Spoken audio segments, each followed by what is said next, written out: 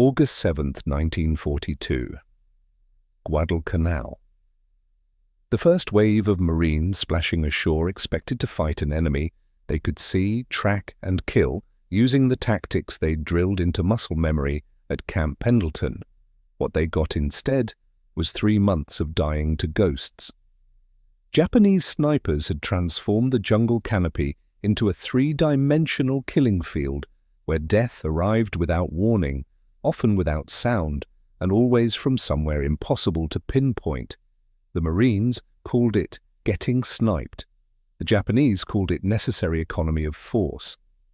By the time Henderson Field was finally secured, and the island declared won in February 1943, Marine after-action reports had documented something that would haunt Pacific Theater commanders for the next 2.5 years. A single well-positioned sniper could inflict more casualties than an entire enemy rifle squad. More disturbingly, conventional counter-sniper doctrine, the kind written by serious men with staff college educations, wasn't working. The numbers told a grim story that got grimmer the longer you looked at it. On Bougainville in November 1943, the 3rd Marine Division recorded an average of 15 combat deaths per day attributed to sniper fire alone. That's not 15 casualties total, wounded and killed combined. That's 15 men killed outright, not wounded, dead. Because Japanese snipers using the Type 97 rifle with its 6.5mm round were trained to aim for the head and upper chest, the zones where a single hit meant lights out. The wound patterns were so consistent, so predictable, that Marine medical officers could identify sniper casualties before even examining the body. They'd see the stretcher coming, see the way the poncho draped over the form, and know. Another one. One shot, one kill wasn't just a sniper motto embroidered on some patch. It was a mathematical reality that turned every advance through jungle terrain into a morbid lottery where the price of bad luck was a bullet through the brainstem. The Japanese had perfected something the Marines had never encountered in training, never even imagined possible in the carefully controlled exercises at Quantico. Their snipers weren't hiding behind rocks or in foxholes where you could suppress them with machine gun fire, weren't occupying the obvious positions that American doctrine said to check. First they were 30, 40, sometimes 60 feet up, in coconut palms tied to the trunks with rope, covered in vegetation so carefully woven that they became invisible even when you were looking directly at them. Some had been in position for days before Marines even landed, supplied with rice balls and water, defecating into bags to avoid giving away their location through the one biological function that couldn't be controlled. They had fields of fire carefully plotted to cover trails, water sources, and command posts. And they had patience that bordered on the supernatural, a willingness to wait hours for a single, high-value shot that made American ideas about fire discipline look positively impulsive. At Cape Gloucester, in December 1943, a single sniper pinned down an entire rifle platoon, 43 men, for 7 solid hours. Every time someone moved, every time anyone so much as shifted position, a round would crack past their head or slam into the log they were hiding behind with that distinctive thwack that meant the shooter knew exactly where you were. The Marines fired thousands of rounds into the tree line, suppressive fire that turned the jungle into a sawdust factory. They called in mortar strikes that obliterated acres of vegetation. They even tried having a Sherman tank blast the suspected trees with its 75mm gun, high explosive rounds that should have pulverized anything organic within the blast radius. Nothing worked. The sniper would go silent for 20 minutes, let everyone think he was dead or had displaced to another position, then drop another Marine the moment someone stood up. When they finally killed him. Late that afternoon, a lucky machine gun burst that happened to saw through his perch and sent him tumbling 40 feet to the jungle floor. They found he'd only fired 18 rounds, but he'd killed 4 Marines and wounded 6 more. a 55% hit rate under combat conditions that would have impressed Olympic shooters. The psychological toll was worse than the body count, and the body count was already intolerable. Marines started developing what battalion surgeons began calling sniper neurosis, a constant, hunched posture, and the complete inability to move naturally because every instinct, every survival mechanism hardwired into the human brain screamed that standing upright meant death. Men who'd been fearless in the face of banzai charges, who'd held positions against overwhelming odds, became paralyzed by an enemy they couldn't see. Platoon leaders couldn't conduct normal tactical movements. You couldn't send runners between positions without accepting that you were probably sending them to die. You couldn't establish proper defensive perimeters because the act of moving between positions was suicide. You couldn't do anything that required vertical posture. Everything slowed to a crawl because one invisible man with a rifle had reduced your combat effectiveness to almost nothing, had transformed a rifle platoon into a collection of terrified individuals, each praying the next shot wouldn't have their name on it. And the worst part, the thing that made it truly unbearable, was that the Japanese knew exactly what they were doing.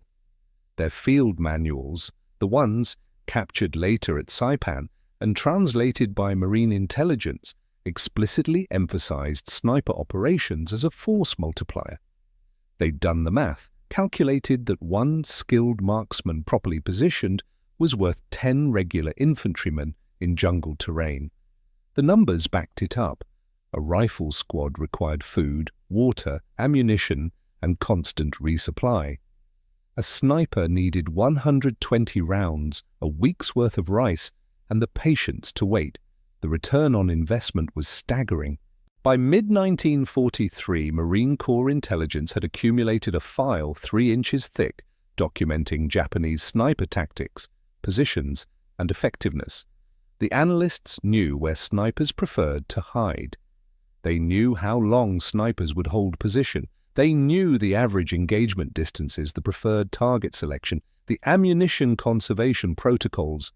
What they didn't have, what nobody had despite all this knowledge, was a solution. Standard counter-sniper doctrine wasn't working. The enemy had too much concealment, too much patience, and the Americans had wasted too much ammunition on suppressive fire that suppressed nothing except morale. Something had to change. And it would, though nobody could have predicted it would come from a most unlikely source, not from West Point or Annapolis, not from some brilliant tactician who'd studied Clausewitz and Sun Tzu. The solution would come from a Nebraska carnival worker who'd spent his entire life understanding one simple, exploitable truth. People can't help shooting at things that look like targets. Sergeant William Eldridge wasn't supposed to be the guy who changed Marine Corps tactics and saved thousands of lives. He was supposed to be running the shooting gallery at the Nebraska State Fair, just like his father and grandfather before him, 3 generations of Eldridges watching people try to win stuffed animals by shooting metal ducks with .22 rifles that were deliberately miscalibrated. But Pearl Harbor had other plans for everyone, disrupted every normal trajectory, and in March 1942, Eldridge walked into a recruiting office in Lincoln with skills that seemed utterly worthless for modern warfare. 20 years of experience watching people shoot at moving ducks. 20 years of knowing exactly when they'd pull the trigger, understanding the micro-expressions that preceded the shot, recognizing the tells that separated good shooters from bad ones. 20 years of understanding that shooters, all shooters, regardless of skill level, always took the bait. His platoon mates at boot camp thought he was crazy, not dangerous crazy, not the kind of crazy that gets you Section 8'd out of the service.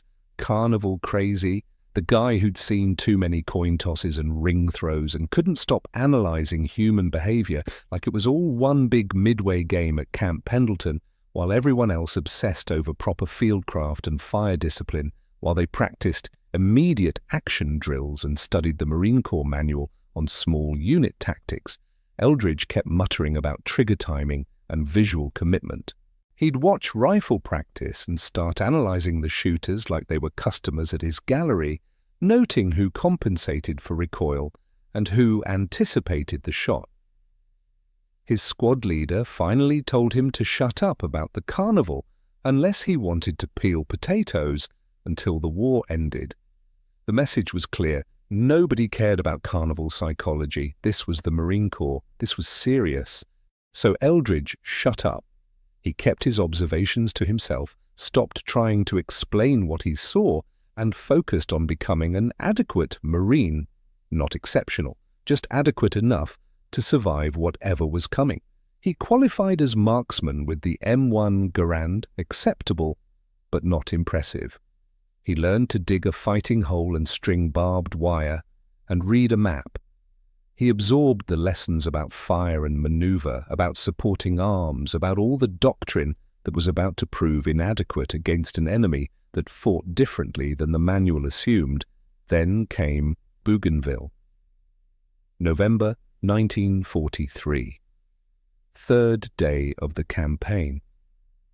Eldridge's company was trying to advance down a trail that a Japanese sniper had turned into his personal hunting preserve, his private shooting gallery, where the prizes were American lives, 6 Marines down in 90 minutes. Nobody could spot the shooter. Nobody could even narrow down his position to within a 40-degree arc. Standard procedure said call for artillery, suppress the area with indirect fire, wait him out. Hope that tons of high explosive would accomplish what accurate rifle fire couldn't.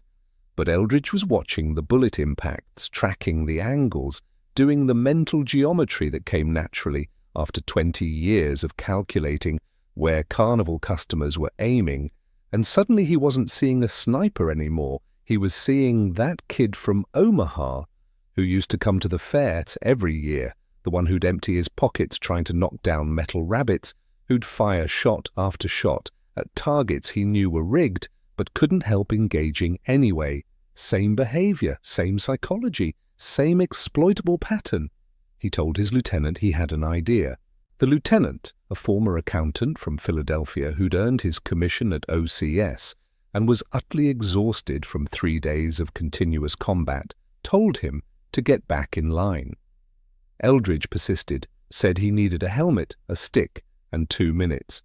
The lieutenant, exhausted and desperate and rapidly running out of Marines, gave him 30 seconds to explain before threatening him with insubordination charges that would see him busted down to private and assigned to the most miserable details available. What Eldridge said next sounded so ridiculous that 2 nearby riflemen started laughing, that nervous combat laughter that erupts when stress meets absurdity, sir. We make him waste his bullets shooting at nothing. Just like the shooting gallery back home, we wave a helmet, he shoots at it. We see where he shoots from, we kill him, simple. The lieutenant's response was immediate and profane, the kind of language that would have gotten him expelled from officer candidate school, but was perfectly acceptable when people were dying. You don't trick snipers. You suppress them with overwhelming firepower or outflank them with superior maneuver. This wasn't a carnival game, this was combat. And combat had rules, doctrine, procedures, written by people who actually understood warfare, not by some carnival worker who thought war was a midway attraction. Eldridge, to his considerable credit, didn't back down. He pointed out that they'd already fired 3,000 rounds at that sniper without effect, called in 2 mortar strikes that hit nothing but trees and wasted ammunition they couldn't spare, and lost 6 men doing things by the book. His way would cost 1 helmet and maybe some ammunition. The book's way was costing lives at a rate that would leave the company combat ineffective by sundown. What changed the lieutenant's mind wasn't Eldridge's logic or his carnival worker confidence. It was the wounded radio man they were carrying past on a stretcher, at that exact moment, 17 years old, shot through the jaw because he'd stood up for 2 seconds to adjust his antenna.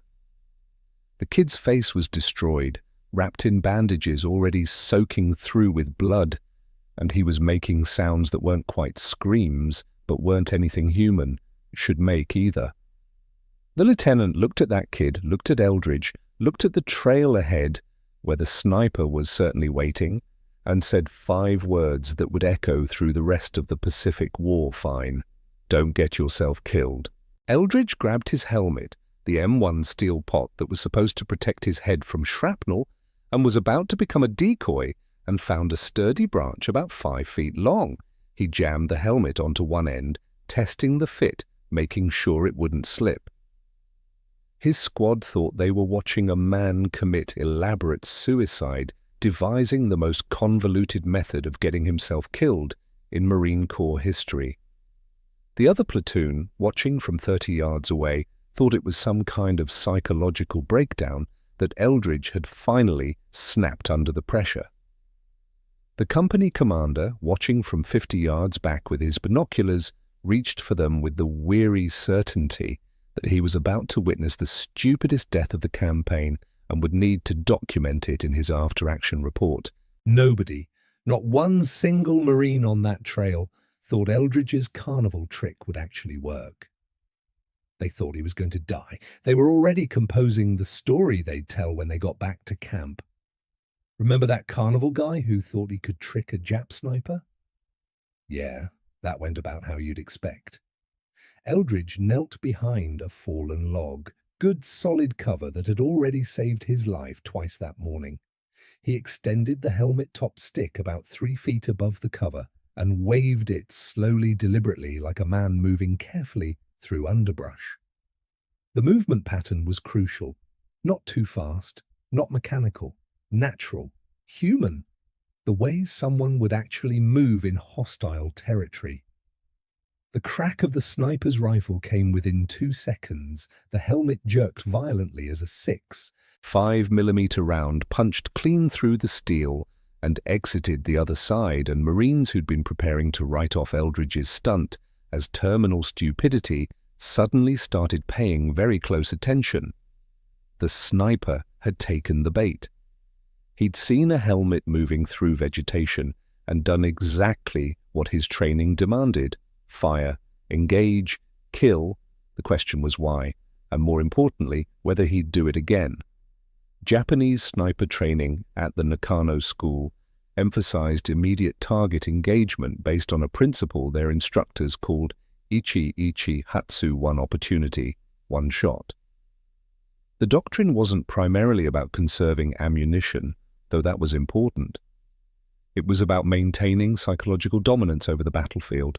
A sniper who saw an enemy helmet moving through vegetation and didn't fire was allowing that enemy to advance, to establish position, potentially to spot the sniper's location.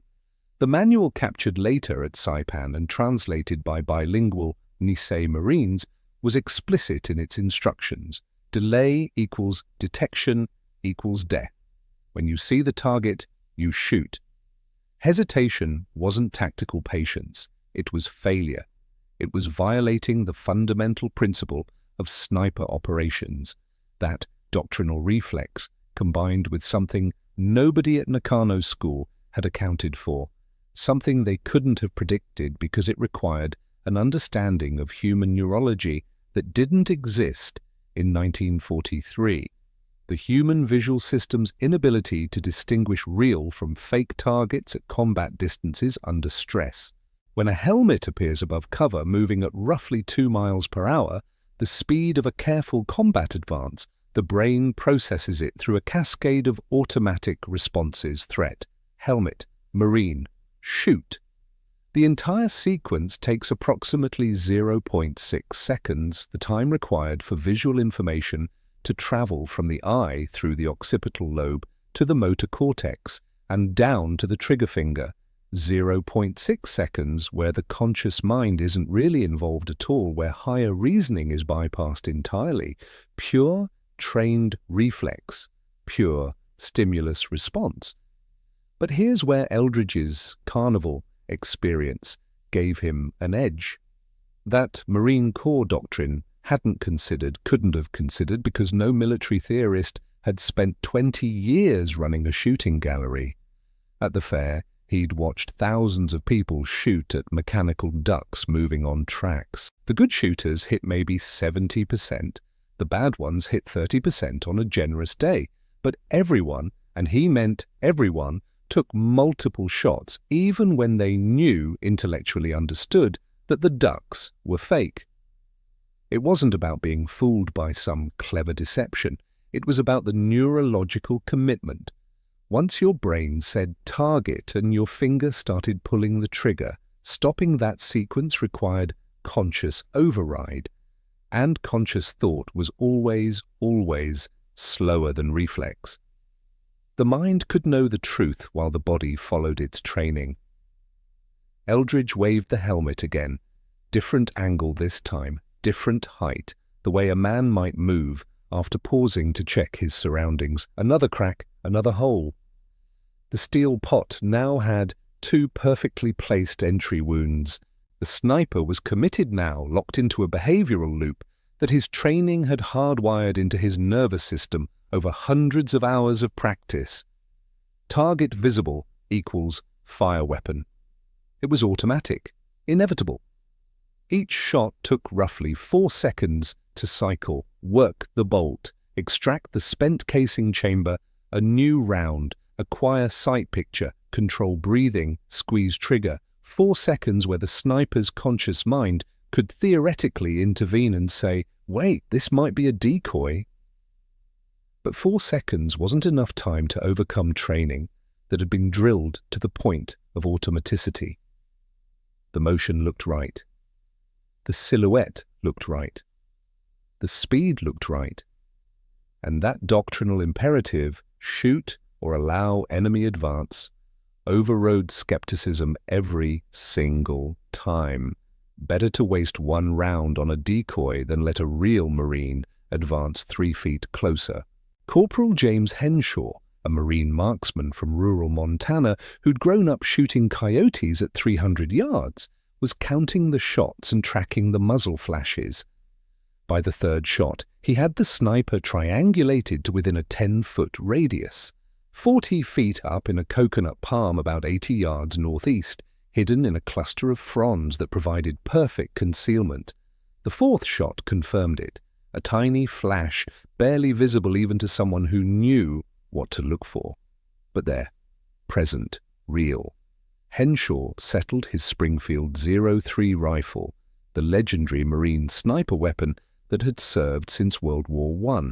He controlled his breathing exactly the way he'd been trained at Quantico, exactly the way his grandfather had taught him on the Montana plains. Slow exhale, natural pause, squeeze. He sent 170 grains of copper-jacketed lead through the space where that flash had originated, through 80 yards of humid air, through the fronds, and into the Japanese sniper who'd made the fatal mistake of shooting at a carnival trick. The subsequent silence lasted about 10 seconds before someone started laughing. Then everyone was laughing, that slightly hysterical combat laughter that erupts when you realize something impossibly stupid just worked, when the universe violates your expectations in a way that leaves you alive. Eldridge lowered his stick, examined the helmet with its 2 neat holes, and said the most Eldridge thing possible, the sentence that would be repeated in every officers' club in the Pacific Theater within a month. Told you. Just like the ducks at the fair. Word travels fast in a combat zone, especially when that word involves not dying. Within 48 hours, every rifle company in the 3rd Marine Division had heard about the Nebraska Carnival sergeant who'd turned sniper hunting into a puppet show. Some officers dismissed it as lucky fluke, a one-time success that wouldn't replicate under different conditions. Others wanted to see it for themselves, wanted to verify that this absurdity actually worked. The company commander, a captain from Virginia who'd lost 11 men to snipers in 2 weeks and was approaching his breaking point, decided Eldridge was going to give a demonstration whether he wanted to or not. The opportunity came at Tarawa in November 1943, during what would become the bloodiest 76 hours of the Pacific War to that point. The Marines hit the beaches on November 20th, expecting heavy resistance at the water's edge, expecting to fight for every yard of coral. What they got was that, plus something worse. Japanese snipers who'd survived the naval bombardment, who'd hidden in reinforced positions while American battleships threw tons of steel at the island, and who were now methodically picking off anyone who thought they'd secured an area. The 2nd Marine Division's casualty reports from day one showed 38 confirmed sniper kills, a number that made conventional counter-sniper operations look completely inadequate, almost laughably insufficient. Eldridge's squad got tasked with clearing a Japanese strongpoint on day 2, a cluster of damaged bunkers where at least 3 snipers had established interlocking fields of fire. It was a nightmare position, the kind of defensive setup that made assault planners weep. Standard assault doctrine would have meant calling in air support, probably losing a dozen Marines in the approach, and hoping you caught the snipers in the blast radius before they killed everyone exposed during the advance. Instead, their platoon leader, now a true believer, after Bougainville, gave Eldridge the green light to try his carnival routine with proper support. They set up 4 helmet stations at different points around the strongpoint, each one manned by a Marine with a stick and the absolute, possibly insane faith that he was about to become a bullet magnet.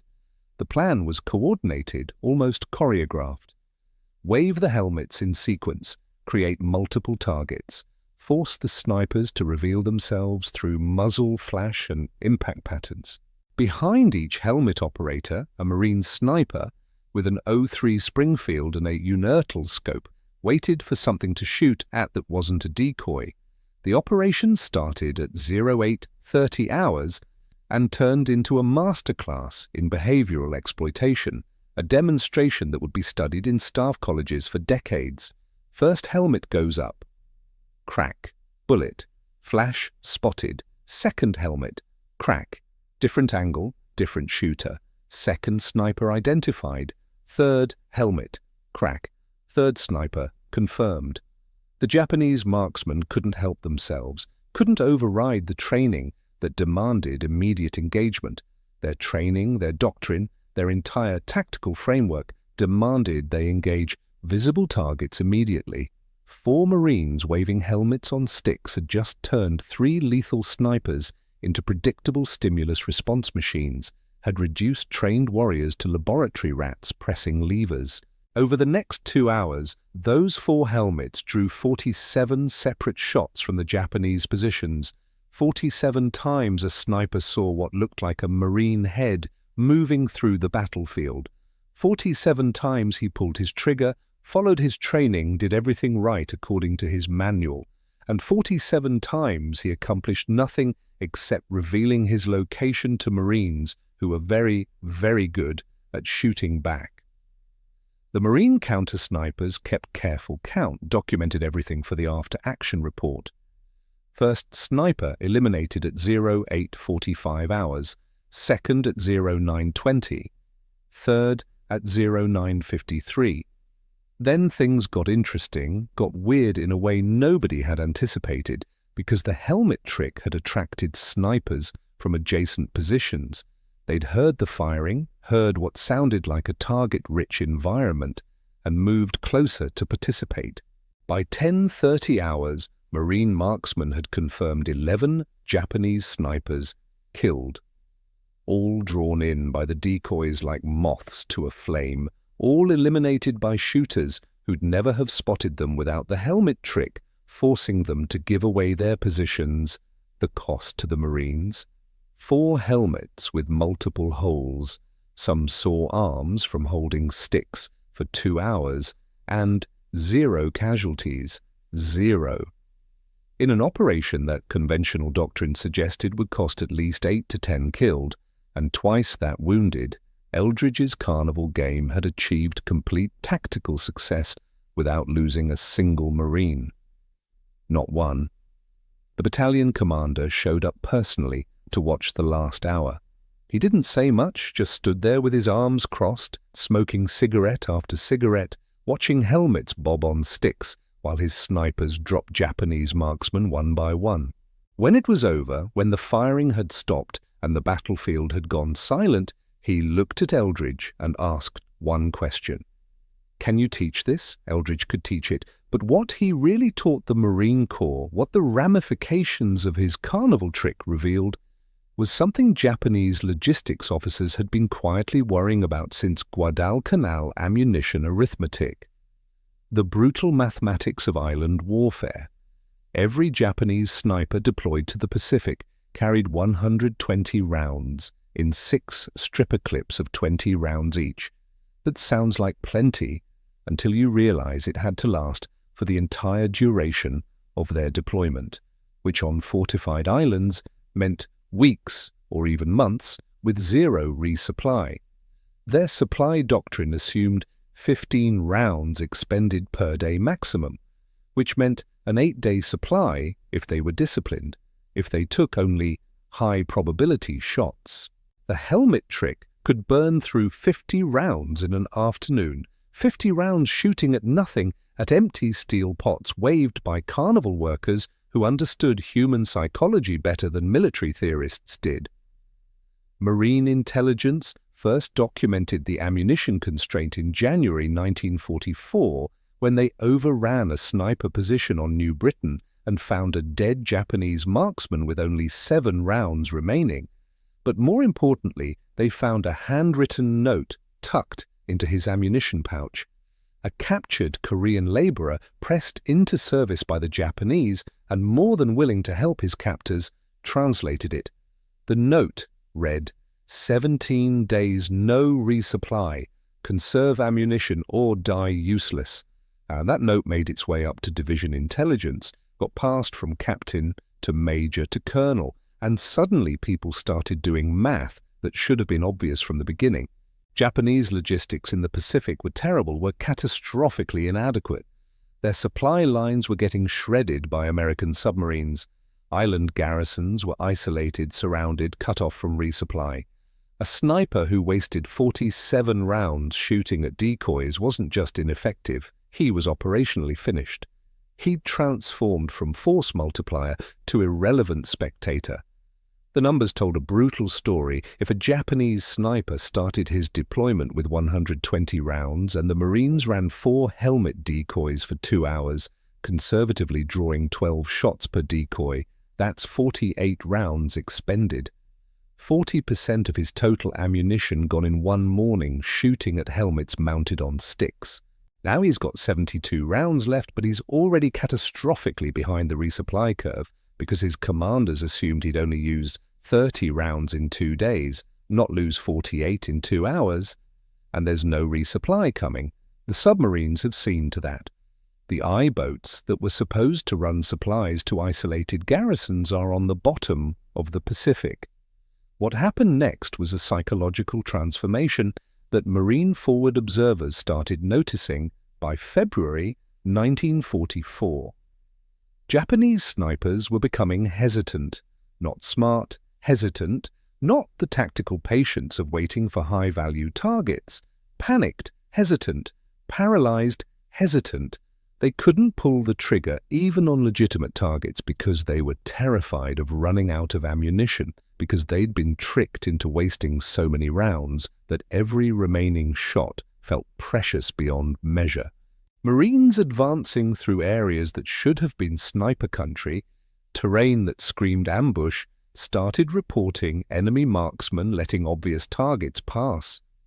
One patrol on NOM-4 reported a Japanese sniper who'd let 7 Marines walk directly past his position before finally shooting at the 8th, missing and immediately displacing a complete violation of every principle in his training manual.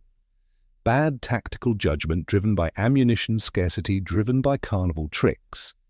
Captured Japanese after-action reports, the few that existed from units not completely annihilated, confirmed what the Marines were seeing.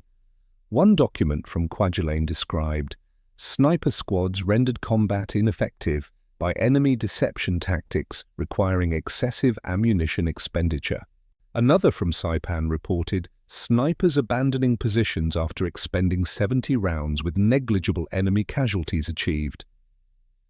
These weren't combat losses, these weren't positions overrun by marine assaults, these were snipers still alive, still in position, but functionally useless because they'd been tricked into emptying their pouches, shooting at nothing. The helmet trick had weaponized scarcity, had turned Japanese logistics problems into tactical victories. Japanese doctrine assumed their snipers were shooting at real targets, achieving real kills, justifying every round expended. But when 40% of those rounds punched through empty helmets, the entire tactical framework collapsed. A sniper with 20 rounds left wasn't a threat multiplier anymore. He was a regular rifleman who happened to be stuck in a tree with no way to meaningfully affect the battle. He'd gone from hunter to witness, watching Marines advance, while he conserved his last magazine for some desperate final stand that probably wouldn't matter anyway, that would end with him dying alone in a tree while the battle moved past his position. Marine casualty reports started reflecting the shift in concrete numbers that couldn't be argued with. Confirmed sniper kills per battalion dropped from averages of 12 per day in late 1943 to 7 per day by April 1944 in comparable island assaults.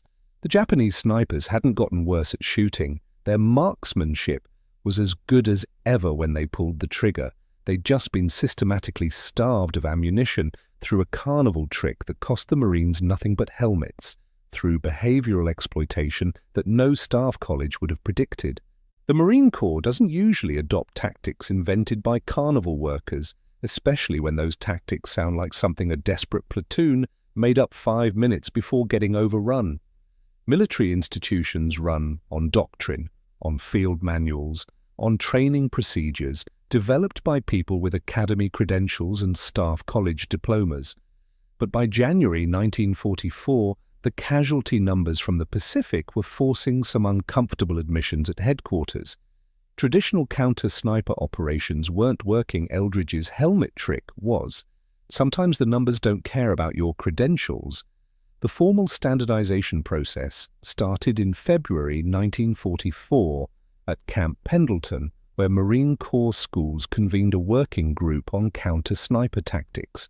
They brought in Eldridge, now sporting a Bronze Star he thought was ridiculous, and asked him to demonstrate his technique to a room full of skeptical officers who'd spent their entire careers studying warfare through the lens of established military theory. What they saw was a Nebraska sergeant waving a helmet on a stick while explaining sight picture acquisition and trigger psychology using carnival terminology that wasn't in any field manual, that sounded almost comically inappropriate in a military context. He talked about taking the bait and sucker shots and the commitment problem. Half the room thought it was embarrassing, thought it degraded the profession of arms. The other half thought it might save lives. That was the divide, dignity versus effectiveness. The compromise was typical military bureaucracy, the kind of solution that preserves everyone's face while adopting what works. They'd adopt the tactic, but dress it up in proper doctrinal language. The official training manual released in March 1944 called it Decoy-Initiated Counter-Sniper Protocol instead of Eldridge's helmet trick. The equipment list specified expendable helmet mounted on portable extension device instead of helmet on a stick. But the actual content was pure carnival logic, translated into military speak. Present realistic target silhouette, employ irregular movement patterns, maintain operator concealment. All of which meant wave the helmet, don't stand where the helmet is, and try not to look stupid while doing it. What made the doctrine actually effective wasn't the manual. It was the refinements that came from Marines who took Eldridge's basic concept and started experimenting, started pushing the boundaries. A corporal from Iowa added weight to the helmet interior so it bobbed more naturally when moved, gave it inertia that mimicked human motion. A private from Texas discovered that dragging the helmet slowly across an opening drew more shots than waving it. That horizontal movement triggered the engagement reflex more reliably. A sergeant from Louisiana figured out that if you paused the helmet for 3 seconds, then moved it suddenly, snipers would fire reflexively at the motion, would shoot before their conscious mind could intervene. Within 2 months, rifle companies across the Pacific were developing their own variations, each one exploiting some aspect of human visual response and trigger psychology. The helmet trick evolved, became sophisticated, became something that looked almost scientific when you watched trained Marines execute it. The training program became surprisingly rigorous. By April 1944, every Marine rifle company in the Pacific Theater received a 2-hour block of instruction on helmet decoy operations. They practiced on bamboo poles cut to precise 5-foot lengths, short enough to control with one hand, long enough to keep your head well away from the helmet. They learned choreographed movement patterns that had been tested under fire and refined based on what drew the most shots. Slow wave, pause, quick bob, diagonal sweep. The instructors, many of them combat veterans, who'd seen the technique work and save lives, taught timing and rhythm like they were teaching dance steps move too predictably, and smart snipers might catch on. Move too erratically and you don't trigger their engagement reflex. The sweet spot was human natural, the irregular rhythm of a real Marine moving carefully through hostile terrain. Some units added theatrical elements that would have made Eldridge proud, that showed they'd internalized the carnival psychology. They put lieutenant bars on some helmets to make them priority targets, banking on Japanese doctrine that emphasized killing officers. They attached fabric strips to simulate camouflage covers fluttering in wind. One creative company on Peleliu started adding fake radio antennas made from bent wire, banking on Japanese intelligence doctrine that prioritized killing communications personnel. The Japanese kept shooting, the Marines kept counting, and the body count kept shifting in the right direction. By June 1944, what had started as one sergeant's ridiculous idea had become standard operating procedure across the entire Marine Corps Pacific Command. The official after-action reviews were careful to credit systematic doctrinal development. Rather than a carnival worker from Nebraska, but every Marine who'd actually done it, who'd waved that helmet and heard the crack of incoming fire, knew the truth. The real test of any tactic isn't whether it works once under ideal conditions. It's whether it scales across different terrain, different enemy units, different tactical situations. The helmet trick got that test across every major island campaign from early 1944 through the end of the war. And the data that emerged told a story that even the most skeptical staff officers at headquarters couldn't dismiss.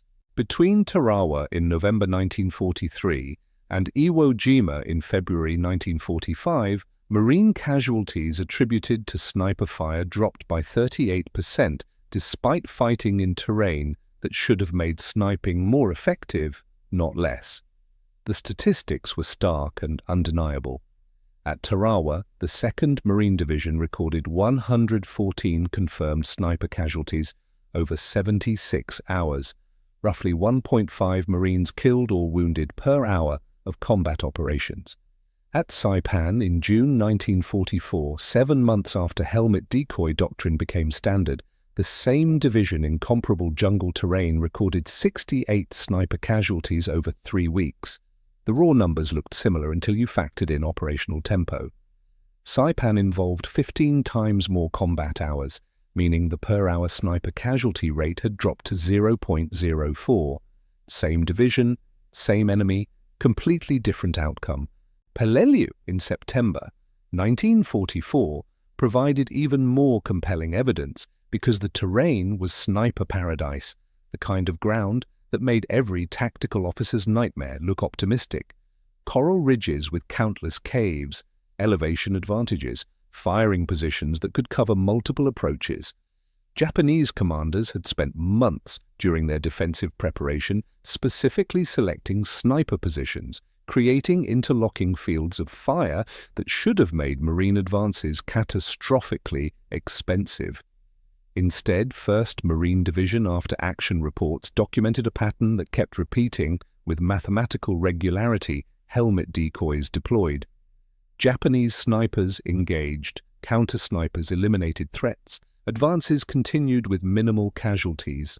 One rifle company logged 43 separate helmet decoy operations over 8 days, drew an estimated 300 Japanese shots, and suffered only 2 sniper casualties during that entire period. 2 casualties from what should have been dozens. The Japanese knew what was happening to them. They weren't stupid. Captured documents from Saipan included a tactical memorandum dated July 2nd, 1944, from a Japanese infantry colonel to his remaining sniper teams. A Marine translator working for Division Intelligence flagged it as significant, forwarded it up the chain with a note saying, "They've figured it out." The memo read, "Enemy employs false targets to waste ammunition and reveal positions. Sniper teams must exercise fire discipline and verify targets before engagement." It then listed specific recognition factors that showed someone had been thinking hard about the problem. Check for neck shadow. Verify arm movement. Confirm natural gait patterns. Look for the small details that separated real Marines from helmets on sticks. It was a desperate attempt to counter-program the reflexive target engagement that Japanese doctrine had spent years drilling into their snipers, to override training that had been hammered into muscle memory through thousands of repetitions. The problem was that conscious verification takes time, precious seconds that combat doesn't allow, and time in combat gets you killed. A sniper who paused 3 seconds to verify whether that helmet was real or fake was a sniper who let actual Marines advance 3 seconds closer to his position, who allowed the enemy to close the distance that was his only protection. Japanese field commanders were trapped between 2 bad options, caught in a dilemma the Marines had deliberately created: shoot reflexively and waste ammunition on decoys, or hesitate and allow enemy advances. The Marines had weaponized that dilemma, and there wasn't a good doctrinal answer. Both options led to defeat. By Iwo Jima in February 1945, captured Japanese position maps told the final story in stark visual terms. Marine intelligence recovered planning documents from a destroyed command bunker that showed sniper positions color-coded by ammunition status. Red positions indicated critical ammunition shortage. The map had 43 sniper positions marked across the island. 37 of them were red. The annotations, translated by bilingual Nisei Marines, repeatedly referenced enemy deception and excessive ammunition consumption and resupply impossible. One note read simply, "Position effectiveness degraded." These weren't positions that had been overrun or destroyed by direct assault. These were positions still occupied by living Japanese snipers who'd been reduced to tactical irrelevance because they'd shot at too many helmets, because a carnival worker from Nebraska had figured out how to turn their training against them. The cumulative strategic impact was impossible to quantify precisely, but division medical officers made educated estimates based on casualty trends. If sniper casualty rates had remained at Tarawa levels through Iwo Jima, the Marine Corps would have suffered an additional 4,000 sniper-related casualties across the island campaigns, 4,000 Marines who came home instead of dying to an invisible enemy, 4,000 families who got their sons and brothers back. All because one carnival worker understood that shooters always take the bait, always follow their training, even when their training leads them to destruction.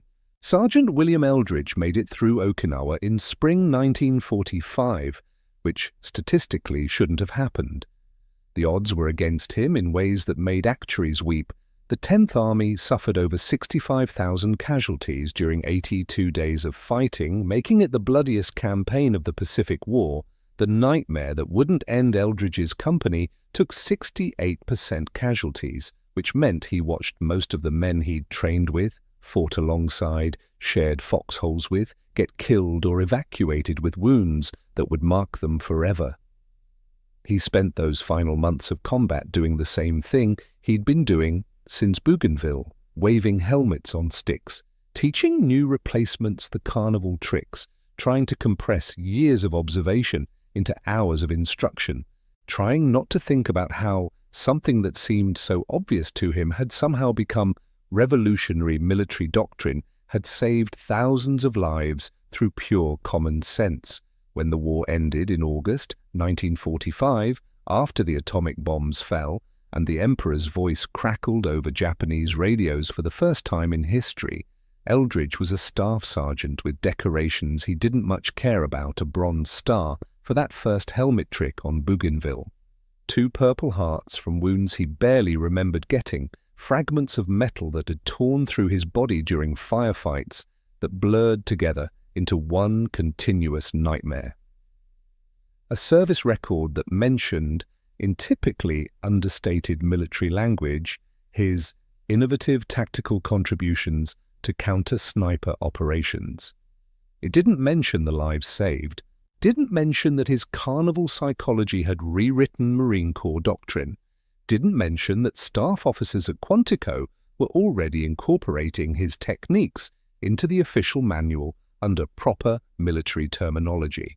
He got processed out at Camp Pendleton in October, received his discharge papers stamped with official seals, and took a Greyhound bus back to Lincoln, Nebraska.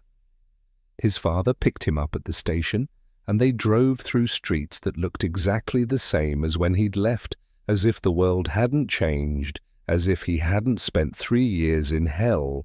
His father asked how the war was.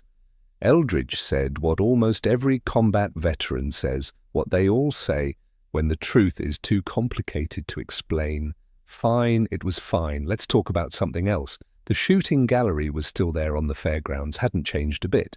Same mechanical ducks running on the same tracks, same bell that rang when you hit the target, same badly calibrated rifles that made perfect shots miss by design. Eldridge stepped back into running it like he'd never left, like there hadn't been a war, like he hadn't used his carnival knowledge to save thousands of lives. Except now he had this weird habit of watching people's trigger discipline and muttering about sight picture acquisition. Customers thought he'd gotten particularly obsessive about his carnival game, thought maybe the war had made him a bit odd. They had no idea. He'd actually spent 3 years watching the same behavioral patterns get men killed or keep them alive, depending on which side understood them better. The Bronze Star citation arrived by mail in November 1945, forwarded from Marine Corps headquarters in Washington. Official letterhead, proper formatting, the bureaucratic language of military awards. It credited him with exceptional ingenuity in developing counter-sniper techniques that significantly reduce casualties across multiple campaigns. Eldridge read it once, read those sanitized words that turned horror and death into bureaucratic achievement, put it in a drawer, and never brought it up unless someone directly asked. And even then, he downplayed it. When people did ask, usually other veterans who recognized the ribbon when he wore it to VFW meetings, his explanation was always the same. Consistent, modest, just seemed like common sense. Shooters shoot at targets. We gave them fake targets, not exactly rocket science, but it was rocket science, or at least behavioral science, neurology, and tactical psychology wrapped up in carnival intuition that no academic could have predicted.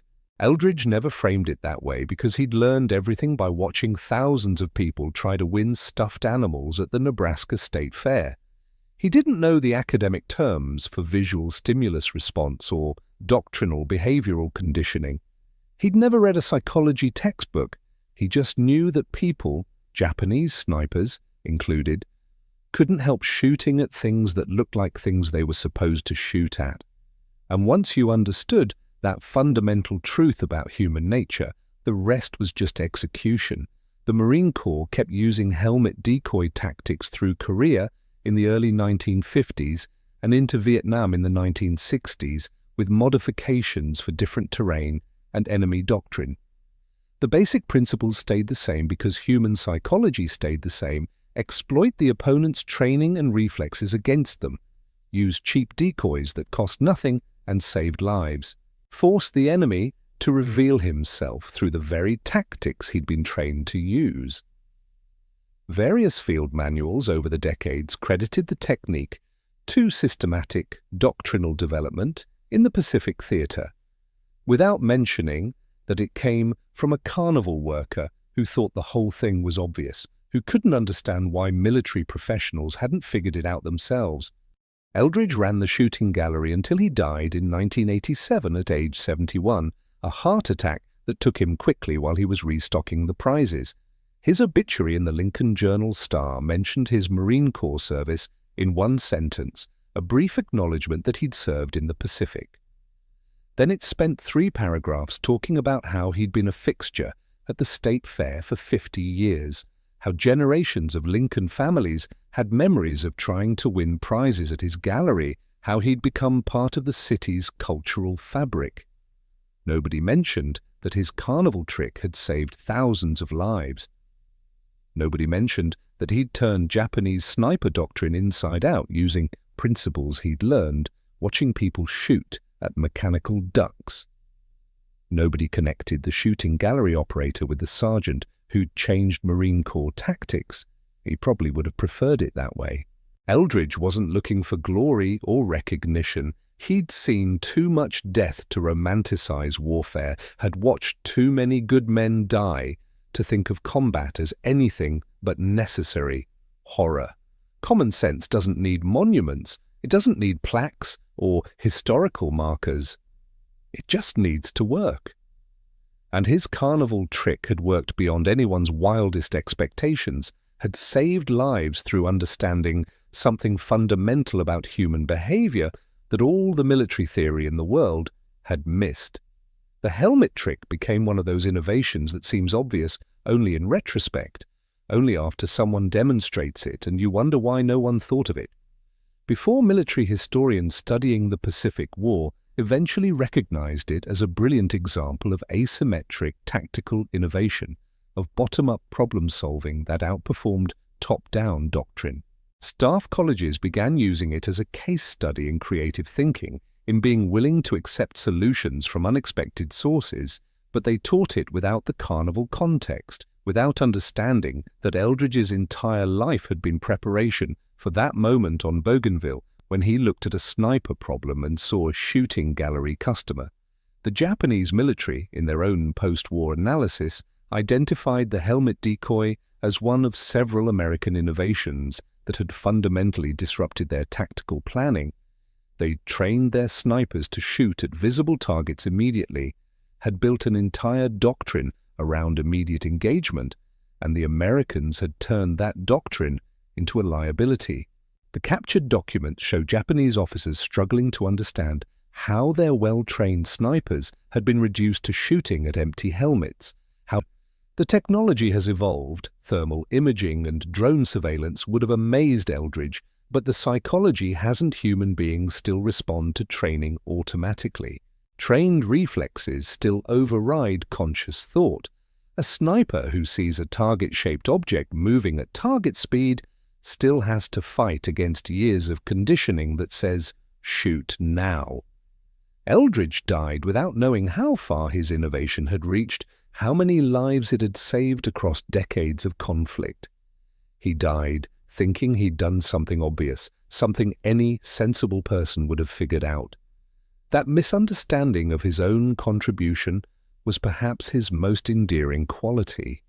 He never grasped that obvious solutions are only obvious after someone demonstrates them, that common sense applied to complex problems is the rarest form of genius. The shooting gallery at the Nebraska State Fair still operates, though under different management now. The mechanical ducks still run on tracks, people still try to win prizes. But a small plaque near the entrance mentions that this gallery was operated by Staff Sergeant William Eldridge, USMC, whose carnival experience led to innovations that saved thousands of lives during World War II. Most visitors ignore the plaque, focused on the game.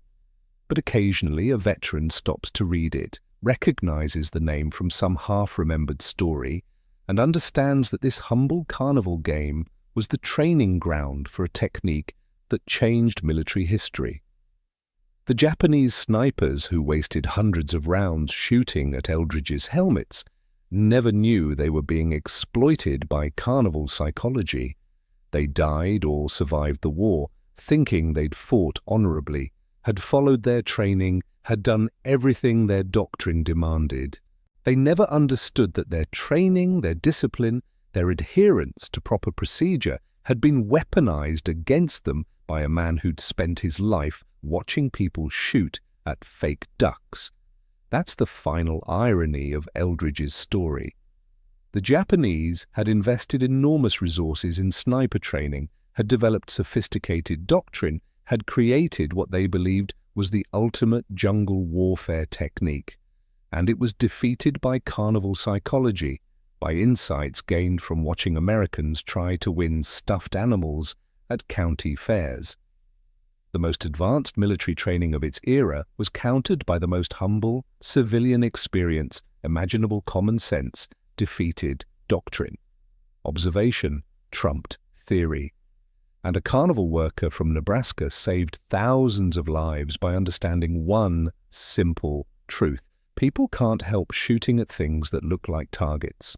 Sometimes the most profound military innovations come not from academies or staff colleges, but from unexpected places where someone has been paying attention to human nature long enough to understand its patterns. Sergeant William Eldridge never thought of himself as a military innovator or tactical genius. He was just a guy who ran a shooting gallery and happened to notice that people always took the bait. That modest self-assessment was completely accurate and profoundly wrong. He was exactly what he thought he was. And he was also the man who changed Marine Corps counter-sniper doctrine forever, who saved thousands of lives, who proved that summer power had failed. What they never fully grasped was that the innovation hadn't come from military professionals or tactical theorists. It had come from a man who understood human psychology through 20 years of watching people try to win stuffed animals, who understood that training creates patterns and patterns can be exploited. The Japanese had trained their snipers too well, had made immediate engagement so automatic that conscious thought couldn't override it fast enough. And Eldridge had recognized that vulnerability because he'd spent his life exploiting similar vulnerabilities in carnival customers. The true genius of the helmet trick wasn't in its complexity. It was in its simplicity. No advanced technology required, no special equipment beyond a stick and a helmet, no extensive training beyond understanding basic human psychology. Any Marine could do it once they understood the principle. That scalability, that democratic accessibility, was what made it revolutionary. It wasn't a technique that required elite snipers or special operations training. It was common sense made tactical, carnival psychology applied to warfare. The lives saved can't be counted with precision. The statistics show a 38% reduction in sniper casualties after the technique became standard. But that's just the documented cases. How many Marines lived because a Japanese sniper was out of ammunition when they crossed his field of fire? How many survived because a sniper hesitated, paralyzed by ammunition scarcity when he should have shot? How many made it home because Eldridge understood that shooters always take the bait? The answer is thousands, possibly tens of thousands.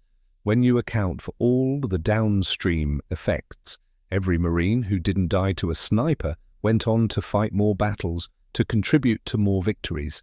Every Marine who survived brought his experience and skills to subsequent campaigns, made his unit more effective, helped other Marines survive.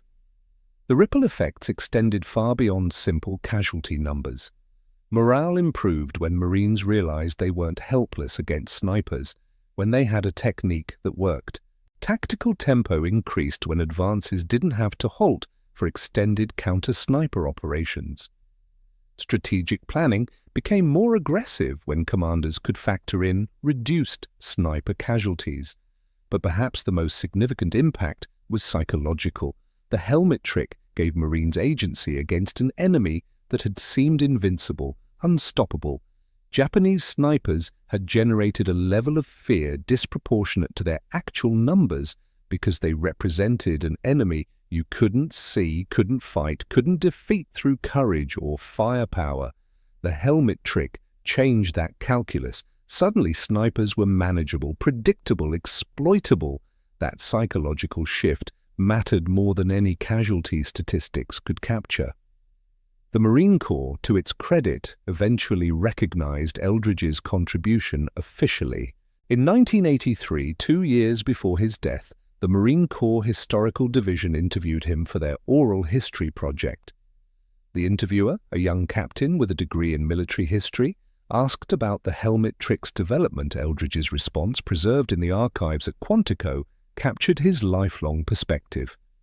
"I just did what made sense. Been watching people shoot at fake ducks my whole life. Knew they couldn't help themselves. Jap snipers were the same way. Good training makes you automatic.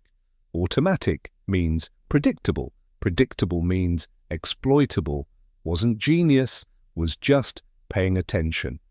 That interview transcript, buried in the archives, reveals something the official histories Miss Eldridge understood human behavior at a level that exceeded formal military training because he'd spent his life observing it without the filters of doctrine or theory.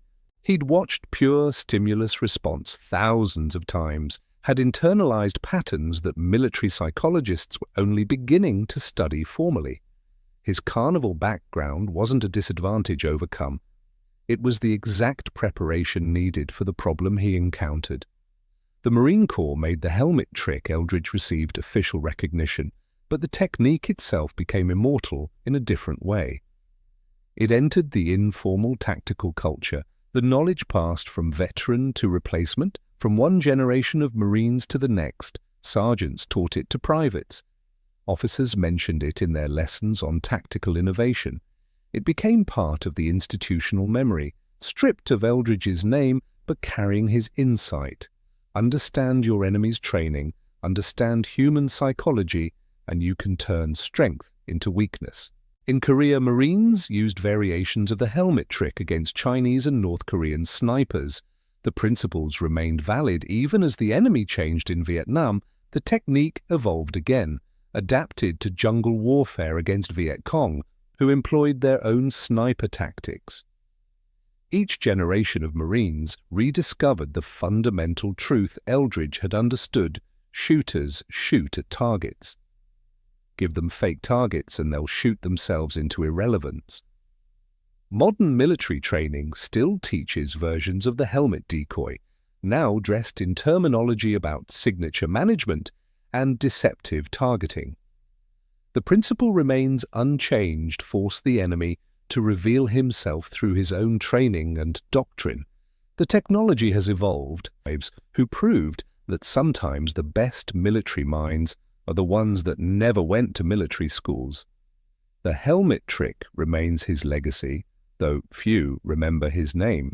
Every Marine who used it, who waved that helmet and watched enemy snipers waste their ammunition, was benefiting from Eldridge's carnival wisdom. Every life saved, every advance made possible, every victory won because snipers couldn't stop the assault, owed something to a Nebraska sergeant who understood that trained reflexes can't distinguish real from fake when both look exactly like what you're trained to shoot. In the end, that's what matters. Not the recognition or the historical footnotes, but the lives saved, the Marines who came home, the families who weren't destroyed by grief. Eldridge would have said that was just common sense, that saving lives when you can is the only thing that matters. And he would have been right, just as he was right about the helmet trick, right in the way that simple truths are always right when you finally see them clearly. Common sense doesn't need monuments, it just needs to work. And Sergeant William Eldridge's carnival trick worked better than anyone could have imagined, saved more lives than any citation could capture, and proved that sometimes the most valuable military training happens at county fairs, where mechanical ducks run on tracks and carnival workers watch human nature reveal itself one shot at a time.